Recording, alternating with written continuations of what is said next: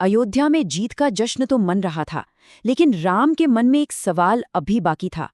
आखिर रावण इतना शक्तिशाली बना कैसे?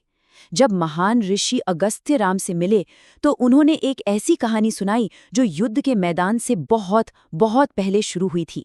एक ऐसे वंश की कहानी जिसकी जड़ें सृष्टि की शुरुआत तक जाती हैं। जानते हैं, राम के लिए सबसे बड़ा रहस्य रावण या कुंभकर्ण नहीं थे, बल्कि रावण का बेटा इंद्रजीत था। वो इतना अजेय क्यों था? क्या था उसकी उस अविश्वसनीय शक्ति का स्रोत?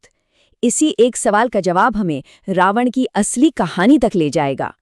तो अगस्त्य ऋषि ने राम को बताया कि देखो, इंद्रजीत की शक्ति का राज किसी हथियार या युद्ध नीति में नहीं, बल्कि उसके खून में, उसके वंश में छिपा है। ये कहानी है दो शक्तिशाली वंशों की, एक पवित्र और दूसरा उग्र, जो एक दिन टकराने वाले थे। तो चलिए कहानी के पहले धागे को पकड़ते हैं, और ये हमें ले जाता है ऋषियों के पवित्र वंश की ओर। यह वंश सृष्टि की शुरुआत से शुरू होता है, लेकिन इसकी दिशा एक अप्रत्याशित श्राप ने हमेशा के लिए बदल कर रख दी। ये वंश शुरू होता है सीधे सृष्टि के रचयिता ब्रह्मा से। उनके थे मानस पुत्र, मतलब मन से पैदा हुए बेटे, और उन्हीं में से एक थे ऋषि पुलस्त्य, और फिर पुलस्त्य के पुत्र हुए विश्रवा, जिनका जन्म ही आप कह सकते हैं एक बहुत ही असाधारण घटना का नतीजा था। अब कहानी में एक बहुत ही अजीब मोड़ आता है। ऋषि पुलस्त्य अपनी गहरी तपस्या में लीन थे। कुछ युवतियों के खेलकूद से उनका ध्यान भंग हो गया और क्रोध में आकर उन्होंने एक शक्तिशाली श्राप दे डाला। ये कोई छोटा मोटा श्राप नहीं था। जल्द ही राजा तृणबिंदु की बेटी, उसे तो पता ही नहीं था, वो आश्रम में आ गई और श्राप के असर से गर्भवती हो गई। अब सम्मान बचाने के लिए राजा ने अपनी बेटी का विवाह ऋषि से ही करा दिया, और इन्हीं दोनों के पुत्र हुए विश्रवा, एक महान ऋषि। और ये नाम याद रखिएगा, क्योंकि ये कहानी में आगे बहुत जरूरी होने वाला है। चलिए अब कहानी का दूसरा पहलू देखते हैं। एक तरफ ऋषियों के शांत आश्रम थे, तो दूसरी तरफ एक और वंश पनप रहा था, राक्षसों का, बड़ा ही उग्र और महत्वाकांक्षी वंश। आखिर ये कौन थे और इनकी शक्ति का स्रोत क्या था? सब कुछ शुरू हुआ ब्रह्मा के एक आदेश से, समुद्र की रक्षा करो। बस इसी एक आदेश से दो रास्ते निकले। जिन्होंने कहा हम रक्षण करेंगे वो कहलाए राक्षस, और जिन्होंने कहा हम यक्षण यानी पूजा करेंगे वो बन गए यक्ष। सोचिए, एक ही स्रोत लेकिन दो बिल्कुल अलग किस्मतें। राक्षस वंश शुरू तो हुआ दो भाइयों, हेती और प्रहेती से, लेकिन इनकी असली ताकत सामने आई कई पीढ़ियों बाद, जब इनके वंश में तीन जबरदस्त भाई हुए, माल्यवान, सुमाली और माली। असल में इन्हीं तीनों ने राक्षस साम्राज्य की नींव रखी थी।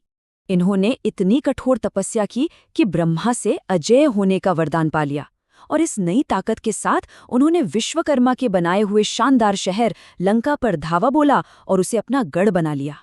लेकिन कहते हैं ना, ताकत के साथ अहंकार भी आता है। अजेयता का वरदान मिलते ही उनका घमंड बढ़ गया।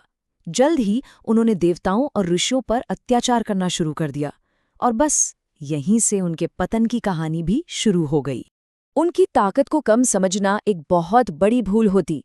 तीनों भाइयों के 21 से भी ज्यादा बेटे थे, और हरेक अपने आप में एक से बढ़कर एक योद्धा था। उनकी सेना इतनी विशाल और ताकतवर हो गई कि उन्होंने स्वर्ग को भी चुनौती दे डाली। सच में उन्हें रोकना नामुमकिन सा लग रहा था। जब राक्षसों का अत्याचार हद से ज्यादा बढ़ गया तो ऋषियों ने मदद की गुहार लगाई, और उनकी पुकार का जवाब देने के लिए एक दिव्य शक्ति सामने आई, स्वयं भगवान विष्णु। युद्ध, सच पूछिए तो उसे युद्ध कहना भी ठीक नहीं होगा।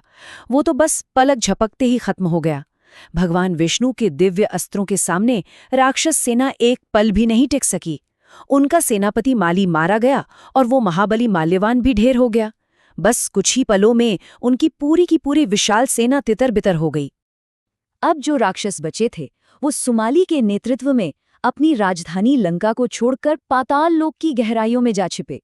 और जानते हैं उनकी खाली की हुई लंका का नया राजा कौन बना? वही ऋषि विश्रवा का गुणी बेटा कुबेर। तो देखिए, यहीं पर हमारी दो अलग अलग कहानियां पहली बार एक दूसरे से टकराती हैं। अब कहानी अपने सबसे नाटकीय मोड़ पर पहुंचती है। पाताल लोक में छिपे हारे हुए राक्षसों का भविष्य बिल्कुल अंधेरे में था, लेकिन उनके राजा सुमाली के पास एक आखिरी दांव बचा था, एक ऐसा दांव जो सब कुछ बदलने वाला था।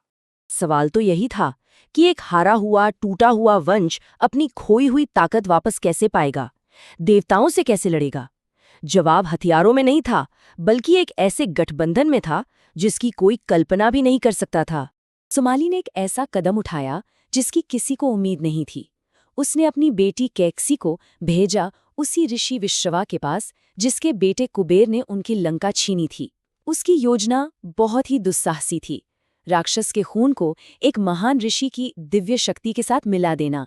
तो जरा सोचिए, एक तरफ एक ऋषि की पवित्रता और दूसरी तरफ एक राक्षस की महत्वाकांक्षा। जब ये दो बिल्कुल विपरीत शक्तियां मिलती हैं तो क्या जन्म लेता है?